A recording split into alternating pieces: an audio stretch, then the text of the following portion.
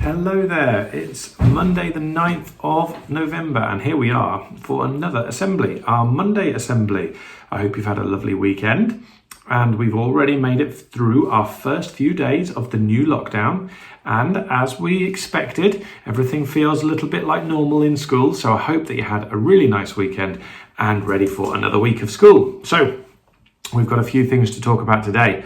I'm going to start off, I normally do it in the middle of the assembly, but I'm going to start off with Needler's Jar today. Let's see what we get. We might get a riddle, or we might get a question, or a joke, or a helpful comment. Let's see what's in Needler's Jar today. Okay. It's a nice quote. Now, let's see what you think of this one. Don't count the days, make the days count. That's a lovely one. Don't count the days, make the days count. I wonder if you know what that means. Don't count the days away. Don't speedily think about how many days it is until this, and how many days until it's the weekend, and how many days until Christmas, 46. And don't count them away, but make the days count. Make sure you do something really special with your day. Make sure you do something memorable with your day. And that fits in really with our school motto, doesn't it? How today are you going to be brave and honest and kind and brilliant and yourself? Well, I hope you've started so far, because as you remember, Dragons, you were in charge of the house point charts on Friday. So how are you getting on today, everybody? Well, hopefully some people have earned some house points already. Okay, let's move on to our emotion card for today. It's a nice one today. It's the emotion love.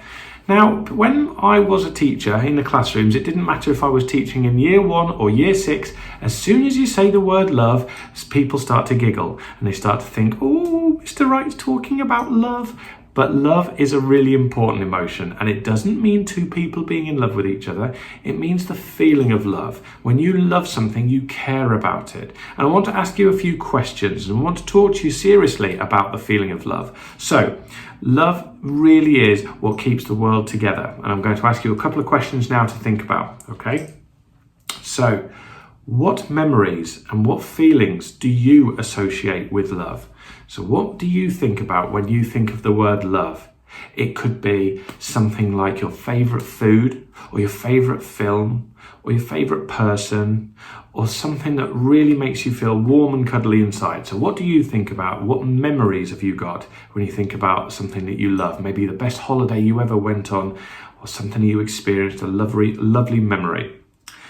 Number 2, how does love touch your life? So a question there is, how does love come into your world? Do you feel loved, and who loves you? Who do you feel loved by? Hopefully everybody can say they feel loved, and if you can't, maybe you're not just thinking hard enough about the people that really care about you. So who loves you? And again, stop to think about that. You might want to close your eyes as you think about all the people that you know care about you and make you feel loved. Now, question 3. Are you loving towards yourself? Now, that's a bit of a harder question to answer. Do you feel like you're fair to yourself? Do you feel proud of yourself? Are you kind to yourself? Or are you sometimes a bit hard on yourself and think that you're not very good at things? But are you actually loving to yourself? And that's really important, because if you're not, then negative feelings start to creep in. If you can't say to yourself that you think you've done really well and that you're proud of yourself, then you're not being very loving towards yourself. So it's really important every so often just to say to yourself that you're doing a good job and that you're proud of yourself. So do make sure you do that as well. So that is the emotion for this week. Now we've already done, let's think about all of the emotions that we've done already. We have covered valued, feeling valued, wary, when you're a bit not sure about something, bored, and how to overcome that feeling of boredom. So we shouldn't just say we feel bored without really thinking about it. Regret, we all feel that sometimes. Mindful, when you feel mindful about something and take your time to stop and contemplate and think about things. And now love. So as we grow with all these emotion cards, that was number 1, 2, 3, 4, 5, 6. That was our 6th one. You should really start to think about how you're becoming more aware of the different emotions that you have in a week, in a day, in a month as well. Okay, so there we are for today. Now let's move on to our flags for this week. So let's think of the ones we've already done so far. If I show you the picture of them, can you remember the ones that we've done already? So I'll show you the picture of our first week. There's 4 flags coming up for you now, and see if you can remember any of them. And if you can remember lots of them or all 4 of them, that's great. So your first week, hopefully you've had a look now. Great Britain, Portugal, Japan and Argentina. Now in the second week, we had these 4 flags. And again, see if you can remember. You might want to put your hand up and call them out, or you might want to say them to yourself in your head. Let's see if you can remember the 4 that we had next. Germany, Jamaica, Nigeria and Greece. And now we've got 4 new flags. So I'm going to show them to you now. First of all, one at a time, and then all together. So our first flag is the Republic of Ireland with 3 vertical stripes, orange, white and green. That's Republic of Ireland, one of our next door neighbours. Now, the second flag this week is a really pretty flag, lots of different colours. It's South Africa. And if you have a look, in this flag there is black, gold, green, white, blue and red. And they all represent different things like harvest and pride and lots of other things in the South African flag. But it was one of my favourites as a boy when I used to watch South Africa play rugby. They were a great rugby team, and that flag always used to come up before the rugby matches. And now our third flag. This one is a flag of a country far, far away. It sounds like a galaxy far, far away, but they are still on planet Earth. It's the flag of Cambodia. And that's a very, very pretty flag. If you have a look at the colour, again, blue, red and white. And that picture in the middle, if you look really closely, it's quite hard to see, but it's a temple, and it's a famous religious temple in Cambodia. It's actually the largest religious space in the world, the largest religious temple with all the land around it. And finally, our fourth flag is the flag of Pakistan. And you can see there a white stripe and a green box, the crescent moon and a 5-pointed star. And again, each of those little bits means something. And that's what I love about flags. There's a little bit of a meaning in between each section. So the green represents that most people in Pakistan follow the Muslim religion. And the white bit of that flag represents that some people follow other religions in Pakistan, so the minority religions. And then the star and the crescent also represent different things as well. We won't go into those today because otherwise we'll be here all afternoon. So I've got all 4 flags of you together there. Ireland, the Republic of Ireland that is, not Northern Ireland because they've got a different flag. Republic of Ireland, South Africa, Cambodia and Pakistan. Now, you've learned 12 flags over these 3 sessions, so I hope you'll be able to name some of them, and as I maybe pick some children to test them in the coming weeks. That would be good fun, wouldn't it? Okay, now then, I want to say a big well done for you this morning because we did our fire drill, didn't we? It was the first time we did our fire drill testing under the new COVID measures, and we wanted to do that to see how well we can get out of the school building. You were brilliant, absolutely fantastic. And actually, it took 2 minutes to get everybody outside the building. Bright Sparks were amazing as well and came out and lined up.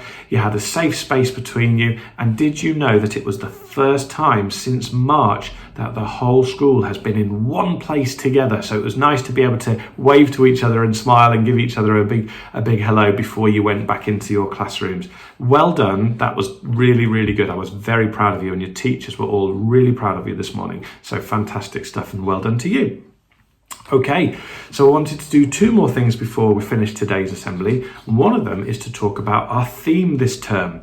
So we are looking at the word discover. Now we had adventure already, and now we're looking at the theme of discovery.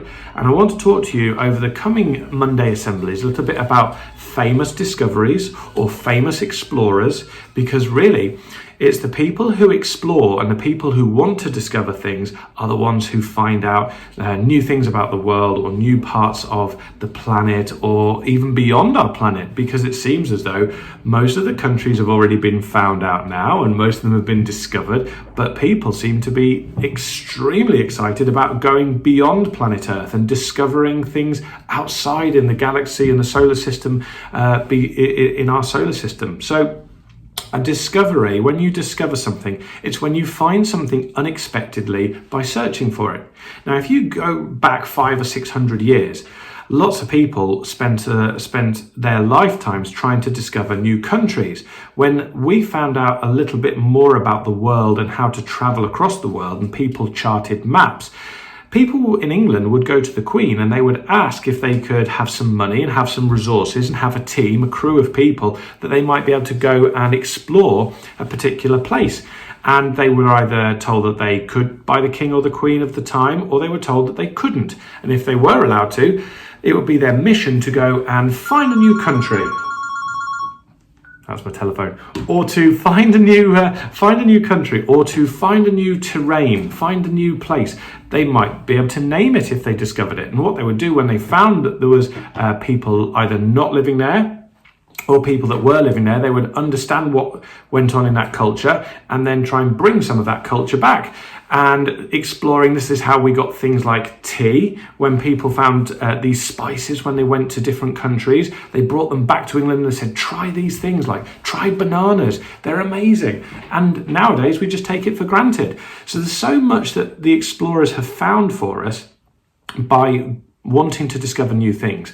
But it can also mean you can discover things right underneath your nose. So scientists discover things all the time. They discover new cures for things, they discover new chemicals, they discover all sorts of new things under microscopes or in their laboratories all the time. So anybody can discover anything if they are keen enough. And I just think it's important to say that not everything has been discovered. For example, it might be easy to say, well, we know everything about planet Earth already. If you were to go to the Mariana Trench, which is the deepest trench or the deepest ocean in the world, you would find that there are so many thousands and thousands and thousands of undiscovered species there. There's volcanoes underwater there. People have gone down a little bit under the water, but not very, very far. And there's so much undiscovered there. Also, there's lots of things yet to be found out. So many species of animals that live on our planet that just have not been found out yet at all. Okay, so discover. What are you going to discover this term? That's something that you've got to be thinking about all term, because the whole school's connected by our theme of discover. And then finally, I wanted to talk to you about something that the Cedars class have been doing recently. They've spent the last couple of weeks making a self-praise box, and you can see some pictures of them here as I talk about them. Really, they're absolutely wonderful. They're a really nice idea. So what people have done is they've designed their own box, and they've done some maths work by looking at the nets of cubes and how you make a cube up. And then they've done some artwork and design. They've designed their own little parcel. And then somebody else in the class, somebody that has either been a friend of theirs in the past or somebody that hasn't played much with that person, has had to think about 6 really nice things about that person. They've then been put into the box, and the box has been parceled up, so you can see it's been tied up, and then the children can go to this parcel, this self-praise box, when they feel like they might need a little boost, or they might feel like they need something nice said about them. So at the moment, they don't necessarily know what's been written about them, but they could jump in there, and each child has got a handful of comments written about them that notices all the nice things about them. And I think it's a lovely idea. And I think everybody loves getting a parcel. Everybody loves getting some kind of present. So that's why they've been dressed up like they are. But you can also see how different they are. And I wonder just what kind of comments are inside. And hopefully the children in Cedars class find them useful at just the right times. Okay, so that's a really nice job that's been going on in Cedars class. Well done to you all there, and hopefully you'll come to find them very valuable in the coming weeks and months. And finally, a couple more announcements just to remind us. On Wednesday, we will be holding our 2-minute silence to remember the soldiers that have been lost in the wars, and people who've not yet got their poppies. There are still some in school on sale, and I would just like to say that something I heard from the Royal Legion, which was really nice. Over the last couple of years, you see, people have been questioning which side is it the best side to wear your poppy. Should you put it on the left or the right? Lots of different reasons. People say maybe you should put it on the left-hand side because your heart is slightly to the left of the centre, and maybe that's the best place to put it. and people saying you should have your leaf pointing to 11 o'clock to remember the time that we do the silence when the armistice was signed, when the war was ended. But actually, the Royal Legion have said, do you know what? It doesn't matter if you wear your poppy on the right or the left, as long as you wear it with pride. And I think that's lovely. And finally, on Friday morning, we'll be coming to school for children in need. Don't forget, you are coming as yourself. So wear sensible clothes, something that you can wear all day for school, but be yourself, because that's something to celebrate. Okay, thank you. Goodbye.